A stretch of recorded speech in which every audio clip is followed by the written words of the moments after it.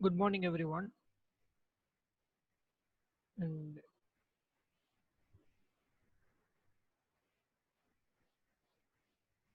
எல்லாருமே paper pen வச்சிருக்கீங்களா?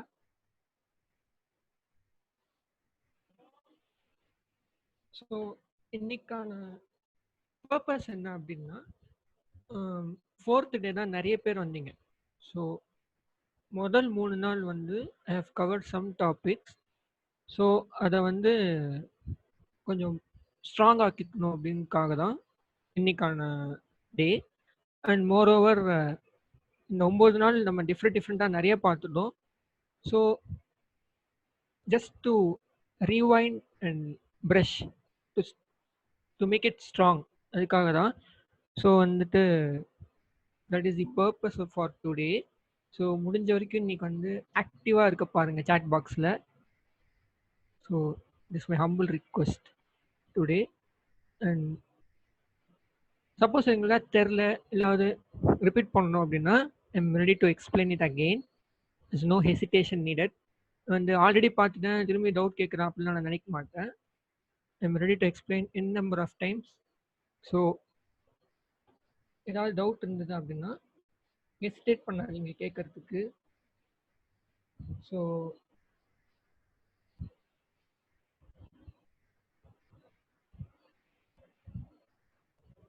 okay, I think we can start. So welcome to Booster Aptitude Day 10. So இன்னைக்கான thought for the டே என்னன்னா, no one is perfect. That is why pencils have erasers. So இந்த உலகத்தில் யாருமே perfect கிடையாது. அதனால தான் பென்சில் கண்டுபிடிக்கும் போது கூட எரேசரையும் சேர்த்து கண்டுபிடிச்சிருக்காங்க. இது வந்து அனானிமஸ், யார் சொன்னாங்கன்னு தெரியல.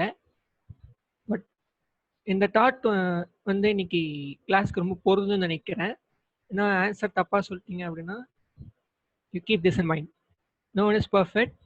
That is why pencils have erasers.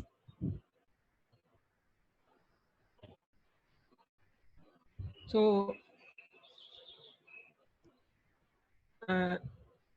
இனிமேல் டெய்லி ஒரு தாட் ஃபார் த டே பார்ப்போம். I will try to bring it. So today's thought for the day அதுதான். So let us jump into the 10th day. So check your memory. That is what I'm going to do. And today we are stepping into 10th day in Booster Aptitude. So today is all about interaction on whatever the topics we have covered till now. Keep a paper and pen ready to work out. And so it's all about let's interact.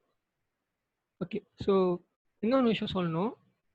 இப்போ வந்து 10:04 time, 40 minutes தான் வந்து meeting. So ஒவ்வொரு 9 questions இருக்குது. So ஒவ்வொரு கொஸ்டினுக்கும் 3 minutes தான் time கொடுப்பேன். So 3 மினிட்ஸ்னால் 27 மினிட்ஸ்க்குள்ளே meeting முடிஞ்சிடும். ஸோ மீதி வந்து உங்களுக்கு 13 மினிட்ஸ் இருக்கும். அந்த 13 மினிட்ஸ் வந்து you can I will unmute. உங்களுக்கு ஏதாவது டவுட் இருந்தது இல்லை எனக்கு சரியாக கிளாரிட்டியாக புரியல அப்படின்னா you can make use of the time. நான் ஏன் இன்னைக்கு இவ்வளோ ஸ்ட்ரெஸ் பண்ணுறேன் அப்படின்னா இனிமேல் நம்ம இதை பார்க்க போகிறது இல்லை. So that is why. So இன்னைக்கான ஃபர்ஸ்ட் டாபிக் வந்து ratio and proportion. So and question வந்துருச்சு. So time starts now.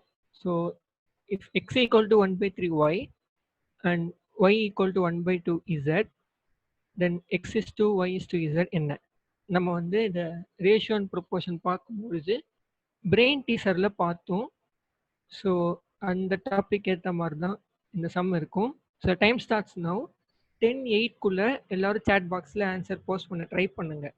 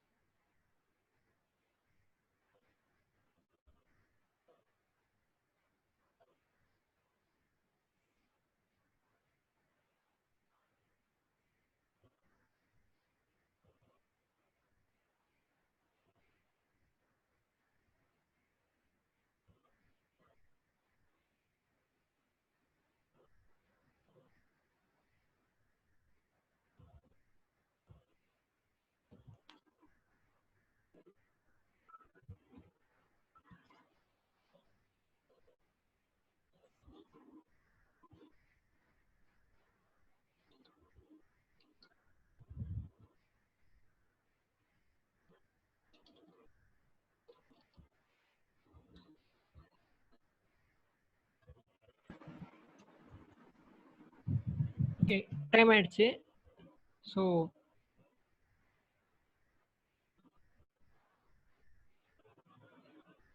Okay, ஒருத்தங்க தான் ஆன்சர் பண்ணியிருக்காங்க. You'll see the answer.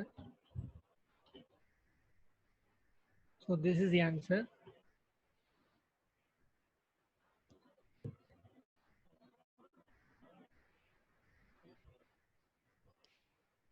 இப்போ x equal to 1/3y அப்படின்னா x by y வந்து 1/3.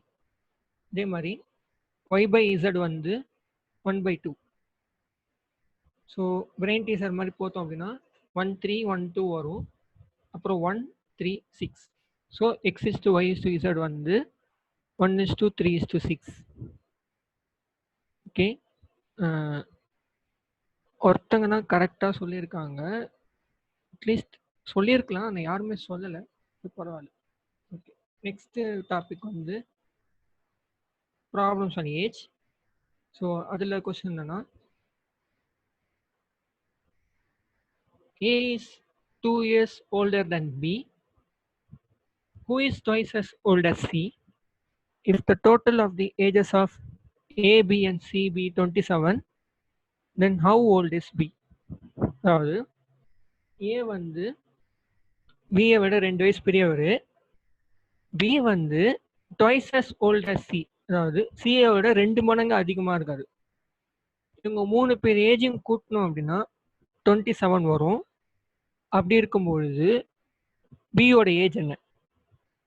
So time starts now. 10:12க்கு ஆன்சர் சப்மிட் பண்ணணும். ஒரு டைம் லிமிட் கொடுக்கறதுனால யாரும் போட மாட்டீங்களா?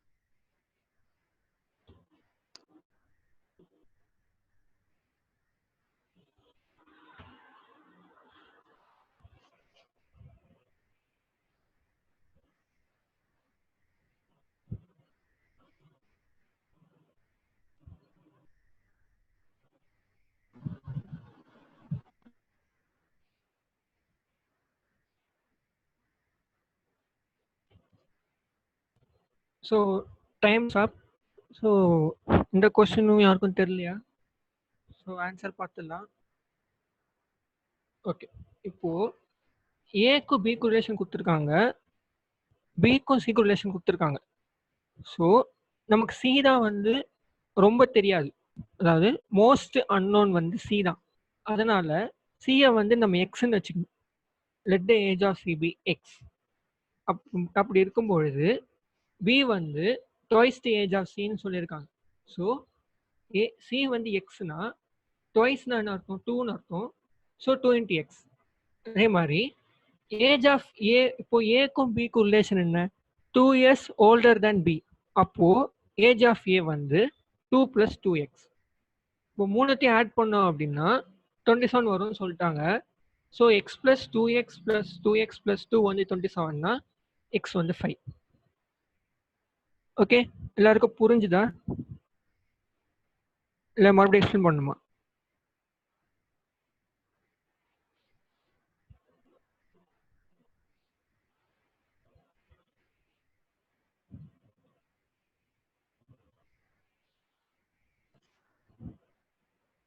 Okay, very simple. அதாவது இப்போ ஏபிசி 3 பேர் இருக்காங்க. ஆனா யாரோட ஏஜுமே நமக்கு வந்து கரெக்டா தெரியாது. ஸோ ஆனா ஏக்கும் பிக்கும் உள்ள ரிலேஷன் தெரியும். அதாவது ஏ எப்படின்னா பி விட 2 வயசு பெரியவர். அதே மாதிரி பி வந்து 2 மடங்கு சியை விட பெரியவர். ஆனா சியை பத்தி அவன் எதுவுமே கிளாரிட்டியா சொல்லலை. அதனால சியை வந்து நான் எக்ஸ்ன்னு வச்சிட்டேன். So let the age of C be X. அப்போ சி தெரிஞ்சிருச்சுன்னா பியை கண்டுபிடிச்சலாமா?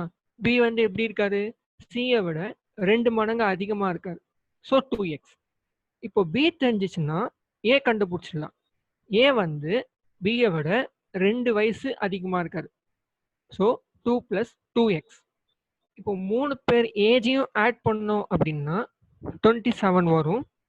ஸோ அதுலேருந்து உங்களால் எக்ஸை கண்டுபிடிக்க முடியும். So X plus 2x + 2x + 2 வந்து 5x + 2 is equal to 27. 5x is equal to 25 வரும். x equal to 5. கிளியரா? ரொம்ப டஃப் கொஸ்டின் ப்ரோ. ஓகே, ஈஸியாக எடுத்துருக்கலாம். Fault is mind. ஓகே, நம்ம போக போக will see how the session goes. So next topic வந்து நம்ம என்ன பார்த்தோம்னா ஆவரேஜ் பார்த்தோம், 3rd டே. ஸோ ஆவரேஜ் வந்து okay, the average of 5 numbers வந்து 2 and 3. The average of the first 2 numbers வந்து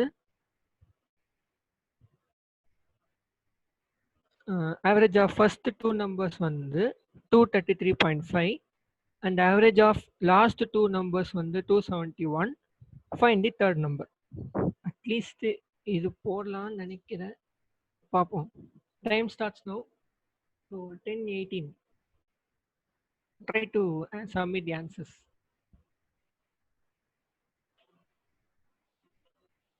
நான் ஏன் டைம் செட் பண்ணுறேன்னா 40 மினிட்ஸ் தான் இருக்கு. அதனால அதான் சொல்கிறேன்.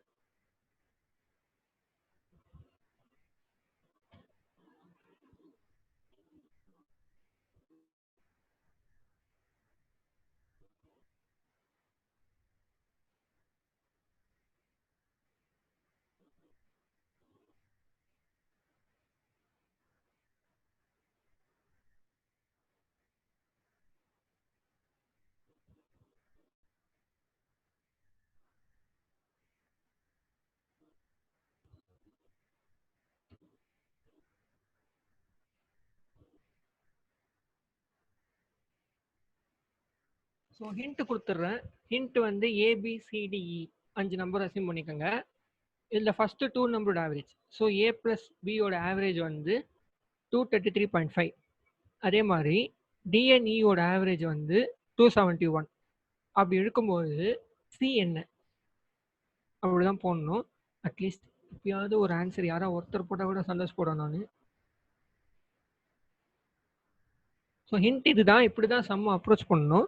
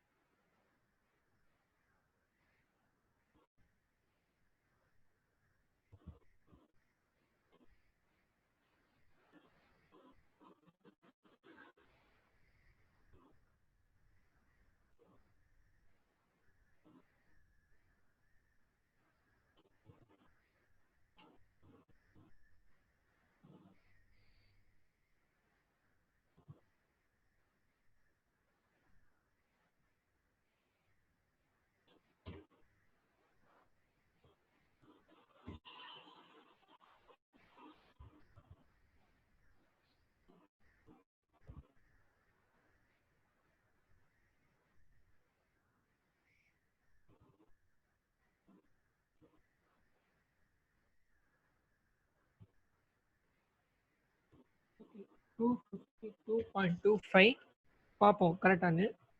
So solution, let the numbers be a b c d e given a and b ஓட average. So a plus b by 2 வந்து 233.5 னா a plus b வந்து 233.5 into 2, ஸோ 467. அதே மாதிரி d plus e ஓட ஆவரேஜ் வந்து 271 னா d plus e வந்து 271 into 2, அதாவது 542. இப்போ average of 5 numbers, so 467 plus c plus 542 by 5 is equal to 213. So அப்படி சிம்பிளிஃபை பண்ணோம் அப்படின்னா you get 56. So that is the answer. எங்க தப்பு பண்ணீங்க ரெண்டு பேரும்? பாயிண்ட்லாம் வருது. ஐ திங்க் நீங்க இந்த நம்பரை தப்பா எடுத்திருப்பீங்க. பை 5க்கு வேற ஏதாவது போட்டிருப்பீங்கன்னு நினைக்கிறேன். 213 it's okay. So this is the answer. So next question. Next topic is partnership. So what is the question now?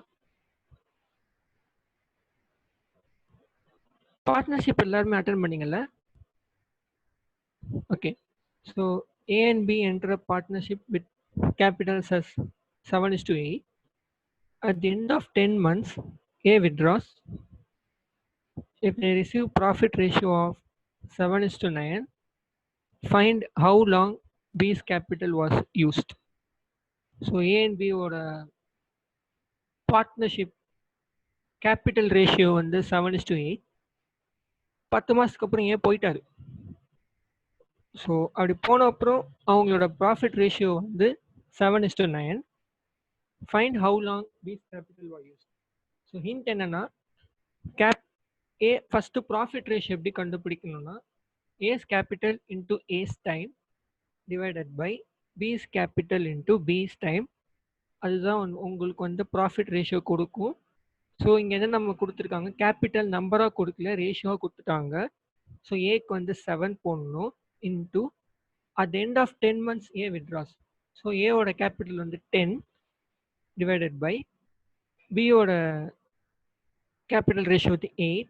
ஆனால் நமக்கு அவர் எவ்வளோ டைம் பீரியட் இருக்காருன்னு தெரியாது, அதுதான் கொஸ்டின். ஸோ அது மேலே எக்ஸ் போட்டுக்கோங்க, which is 7/9. Simplify the x, அவ்வளோதான்.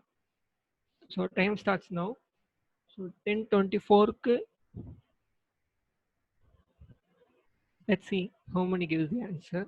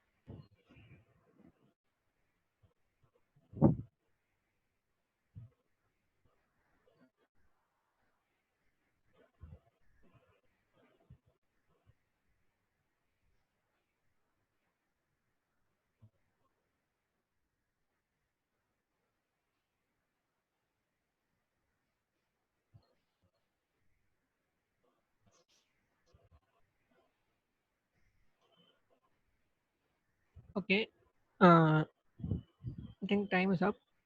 ஸோ ஆன்சர் பார்த்துடலாம் என்னன்னு.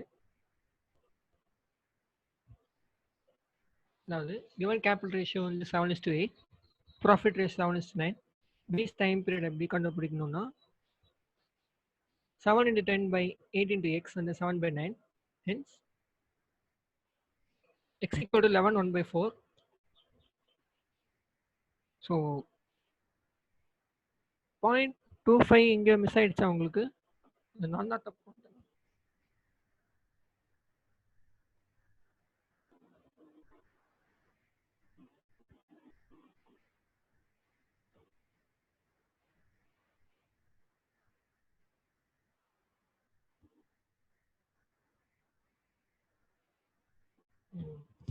ஓகே. ஸோ ஓ ஓகே, ரவுண்ட் பண்ணிட்டீங்களா? Okay, fine. ஸோ 11.25 வந்ததுன்னா absolutely correct, perfect. And we see next. Okay okay, thank you so much. And பாடா இப்போதான் 2 பேர் ஆன்சர் பண்ணுறீங்க, ரொம்ப சந்தோஷமா இருக்கு. ஸோ நெக்ஸ்ட் போகலாம்.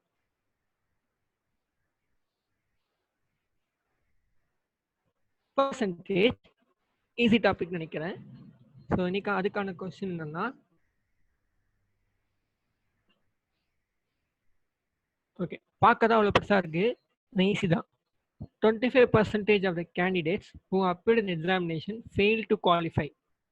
Okay, and only 450 candidates qualify. The number of candidates who appeared in examination, அதாவது எக்ஸாமில் 25% வந்து ஃபெயில் ஆயிட்டாங்க. ஓகேங்களா? அப்போ இது ரெண்டாவது கொஸ்டின் என்னன்னா, 450 கேண்டிடேட் வந்து பாஸ் ஆயிட்டாங்க.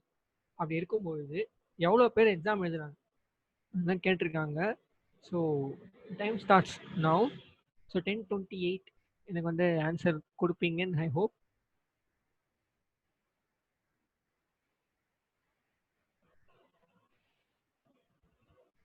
வாவ், செம்ம ஃபாஸ்ட்டு. ஓகே, 600 கரெக்டாக இல்லையான்னு வெயிட் பண்ணி பார்ப்போம். see others also should try, right? So அப்படி இந்த இதில் வரும்ல, பேர் என்ன, விஜய் டிவியில் நடத்தாங்களேப்பா, கவுன் பனேகா கரோட்பட்டி ஹிந்தியில், அது என்னன்னு தெரில, நீங்களும் எழுதலாம் 1 கோடி மாதிரி. கரெக்டான ஆன்சரையும் அவங்க வந்து கன்ஃபியூஸ் பண்ணி விட்டுருவாங்க, லாக் பண்ணட்டுமா சொல்லிட்டு. ஸோ 600 கரெக்ட் தான் பண்ணிக்கிறேன். Will see. Shall we see the answer? Okay, பர்ஃபெக்டாக இருக்கும்னு நினைக்கிறேன். Solution total 100, fail 25%. So qualified வந்து 100 - 25 வந்து 75%. 75 வந்து 450னா 100 வந்து எவ்வளோ? So 100 × 450/75, 600. Perfect, thank you so much. So அப்போனா அட்டன் பண்ண கிளாஸ் டாபிக்லாம் கரெக்டாக சொல்கிறீங்க, right. Okay, thank you so much. So next topic பார்க்கலாம். நெக்ஸ்ட் நம்ம என்ன பார்த்தோம்? ப்ராஃபிட் லாஸ் அண்ட் டிஸ்கவுண்ட் பார்த்தோம். கரெக்ட் 600 தான் பர்ஃபெக்ட் ஆன்சர். ஓகே, வந்து ப்ராஃபிட் லாஸ் அண்ட் டிஸ்கவுண்ட் பார்ப்போம். அதுக்கான கொஸ்டின் என்னன்னா,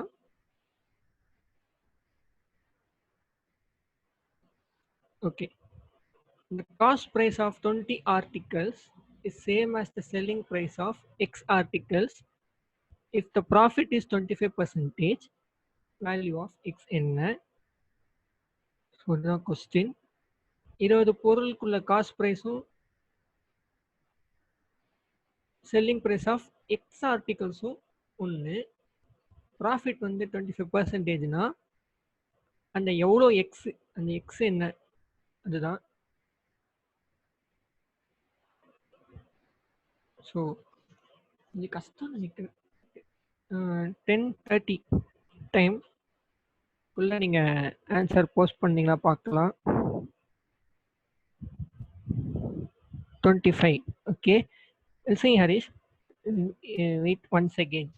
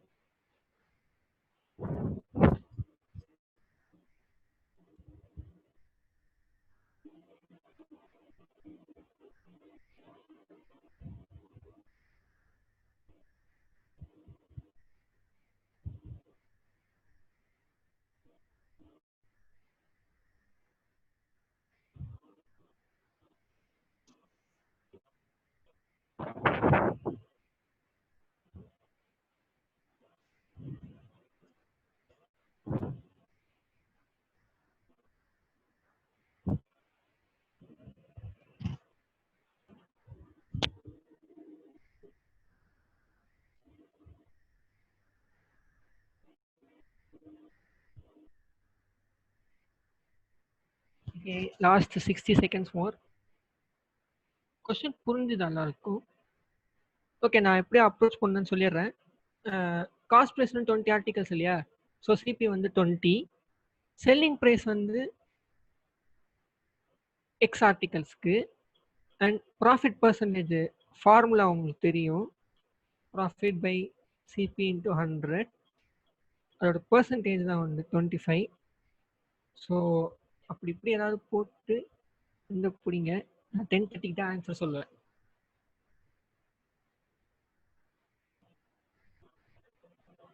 ஓகே, 2 பேர் 25 சொல்லியிருக்காங்க.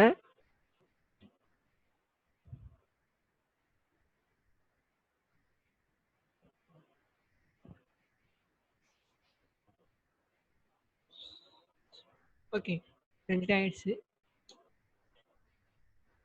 Solution: let cost price of 20 articles be x and let selling price of 20 articles is 20.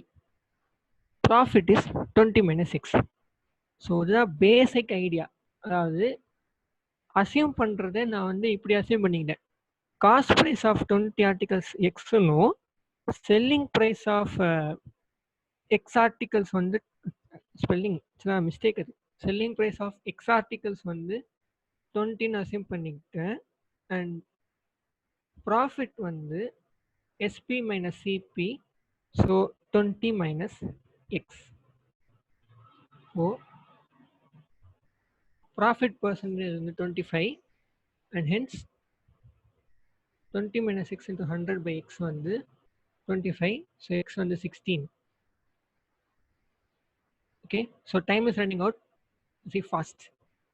Next வந்து simple interest. So a sum of money becomes 7/4 of itself in 5 years at a certain rate of interest. What is the rate of interest? Yeah, so the question.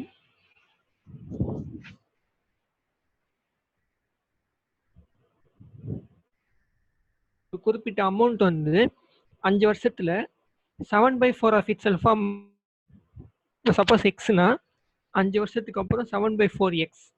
அப்படி இருக்கும் பொழுது rate of interest என்ன? அதுதான். So solution பார்த்துலாமா? So solution: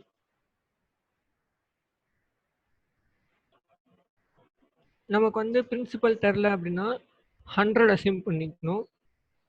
இப்போ total amount வந்து 7/4 into 100 which is 175.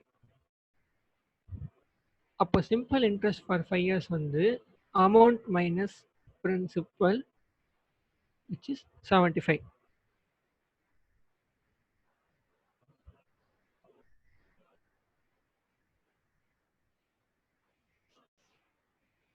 இப்போ rate of interest எப்படி கண்டுபிடிக்கணும்னு பார்க்கலாம். ஆர் வந்து 100 into I by P into N. So 100 into 75 by 100 into 5, 15%. புரிஞ்சுதா எல்லாருக்கும்? இந்த சம் நான் ஏன் உங்களை ட்ரை பண்ண விடலன்னா, இந்த மாடல் நம்ம பார்த்துருக்க மாட்டோம். ஸோ அதனால தான் நான் ரிப்பீட் பண்ணுறேன் இந்த சம்மை.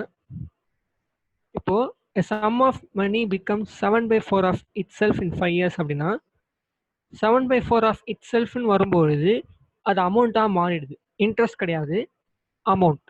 So a sum of money becomes 7/4 of itself in 5 years அப்படின்னா இந்த இடத்துல நம்ம அமௌண்ட்டோட தான் கொடுத்துருக்காங்க. ஸோ பிரின்சிபல் 100 இருந்தால் அமௌண்ட் வந்து 100 into 7/4. இன்ட்ரெஸ்ட் கண்டுபிடிக்க அவசியம் இல்லை. ஐ மீன் இன்ட்ரெஸ்ட் வந்து கொஷினில் டைரெக்டாக கொடுக்கல. அமௌண்ட்டுக்கு எப்படி கண்டுபிடிக்கணும்னா கொடுத்துருக்காங்க. இட் செல்ஃப்ன்ற வார்த்தை என்ன குறிக்குது அப்படின்னா அமௌண்ட். ஸோ பிரின்சிபல் 100 இருந்தால் அமௌண்ட் வந்து 7/4 into 100 which is 175. நமக்கு தெரியும் amount is equal to principal plus interest. அப்போது அமௌண்ட் மைனஸ் பிரின்சிபல் தான் இன்ட்ரெஸ்ட். ஸோ 175 மைனஸ் 100 வந்து 75. ஸோ இந்த 5 வருஷத்துக்கு வந்து 75 rupees தான் இன்ட்ரெஸ்ட். ஸோ ஆரோட ஃபார்முலா வந்து 100 into I by P into N. So 100 into 75 by P வந்து 100 into 5 years. So 5 15s are 75. So 15. கிளியரா?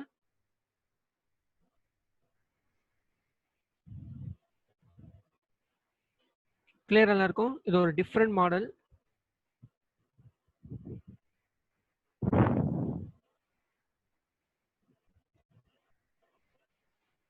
ஓகே, நெக்ஸ்ட் போகலாம். நெக்ஸ்ட் வந்து காம்பவுண்ட் இன்ட்ரெஸ்ட். ஸோ காம்பவுண்ட் இன்ட்ரெஸ்ட்ல ஃபார்முலா வந்து simple interest on a certain sum of money for 3 years at 8% per annum is half the compound interest on rupees 4,000 for 2 years at 10% per annum. The sum placed on simple interest is. இப்போ நான் என்ன பண்ண போறேன்னா question explain பண்ணுறேன். இதுலேயும் principal தெரியாது. Simple interest compound interest ரெண்டுமே இருக்கு. இப்போ சிம்பிள் இன்ட்ரெஸ்ட்ல நமக்கு பிரின்சிபல் தெரியாது, ஆனால் n வந்து 3, r வந்து 8. அதை யூஸ் பண்ணி காம்பவுண்ட் இன்ட்ரெஸ்ட்ல வந்து பிரின்சிபல் 4000, n வந்து 2, r வந்து 10, காம்பவுண்டட் ஆனுவலி இரண்டையும் ஈக்குவேட் பண்ணி பிரின்சிபல் கண்டுபிடிக்கணும். ஃபார் டைம் இல்லாதனால நான் காம்பவுண்ட் இன்ட்ரெஸ்ட்டுக்கு ஆன்சர் காட்டிடுறேன். நீங்கள் ரிமைனிங் சம்மும் முடிச்சிருங்க. அதாவது first let's find CI. So சிஐயில் வந்து P 4000 into R 10. So simplify பண்ணோம் அப்படின்னா ஃபுல்லாக வந்துடும். ஓகே, சிஐ வந்து 4000 into 1/10 1 + 10/100 the whole power 2 minus 4000. Formula என்னன்னா P into 1 + r/100 the whole power n minus p. So அதே மாதிரி சிம்பிளிஃபை பண்ணோம்னா 840. ஆனால் சிம்பிள் இன்ட்ரெஸ்ட் வந்து half ஆஃப் சிஐ, அதான் கொஸ்டினில் கொடுத்துருப்பாங்க, half தி காம்பவுண்ட் இன்ட்ரெஸ்ட்.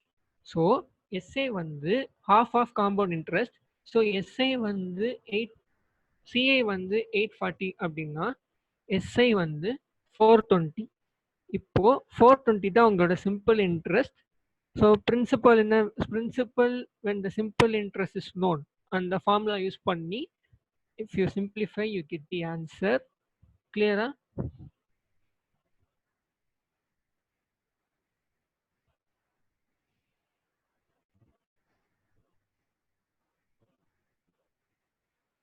கிளியரா எல்லாருக்கும்?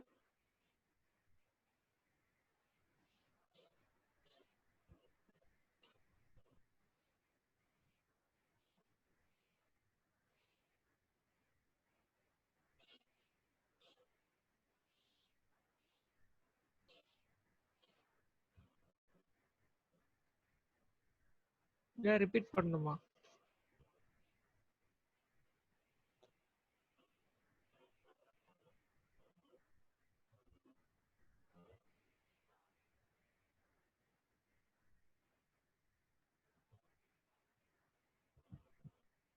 சிஐ ஆமாம், ஃபார்முலா வந்து P into 1 + r/100 minus P தானே?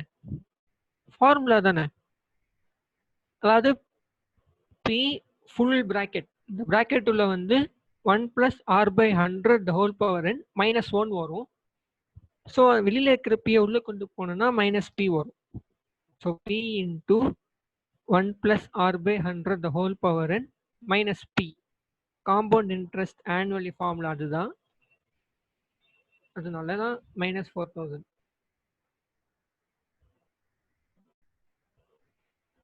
கிளியரா Gokul?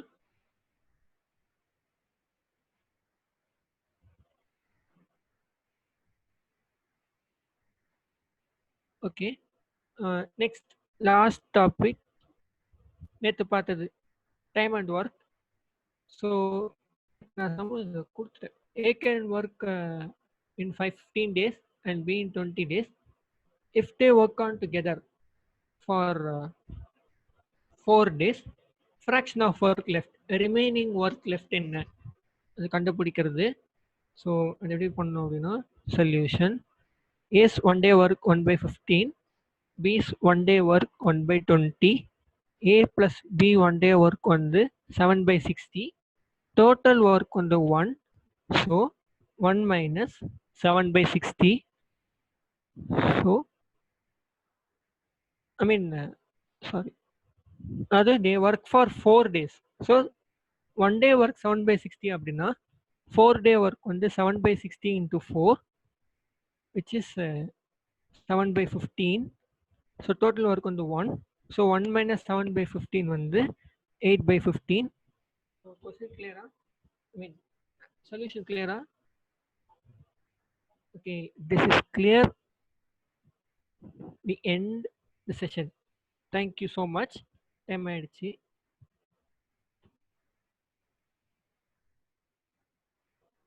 See you tomorrow with a new topic.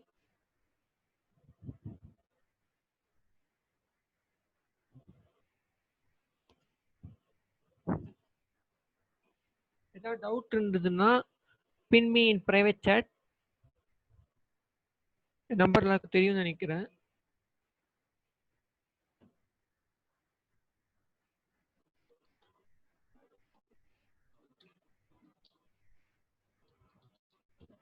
Thank you so much, and I'm going to end.